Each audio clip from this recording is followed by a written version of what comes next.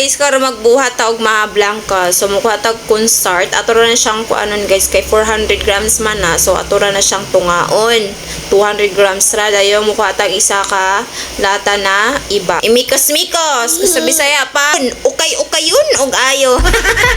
Paghuman, isit aside na to na siya. Kuha na putang sudlanan. Ibutang na to ang atong tuno, mga tuno diha. So 400 grams na tuno. Ayun, mag-add lang tag duha ka cups na tubig. Butang na to isa ka lata na condense.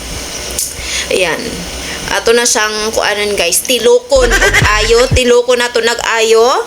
Kay sayang baya pon. Mahal kayong condense, tilok-tilokon nag ginato na. Dayon, pag humana to nagtilok, ibutang na to og sunod ang mais. Kana siya cream na siya nga mais katong kuan siya nga pikas-pikas na mais. Basta cream na siya. Then ang ikaduha gisagulan po nako na siya na katong mais nga kuan siya guys tibuok na mais. Kanang wala siya gi tunga-tunga.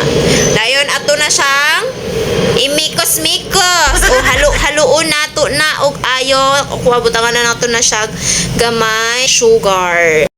Dayon isa lang na nato na siya pero dili nato pakusgon ang kalayo. Ato nang ukay-ukayon na pod. Ukay. Diba natay gilahi ganiha. Ato nang ibutang kay ning bukal naman. Pag human, ukay-ukayon na balik ukay-ukay. Una, gibutangan na akong siya cheese para pod lami-lami. Charis, first time nang buhat na kog butangan og cheese. So, mao na siya, okay-okayon gyapon nato kay hulaton na to, mag-sticky na siya taman diha. Pag okay na, ato na siyang ibutang sa ato ang sudlanan. O mauna na siya ang resulta. Wow. Ang lami kay no. Lami kita butangan nato na po ibabawan nato nag cheese og butangan po nato kuan kanang mani.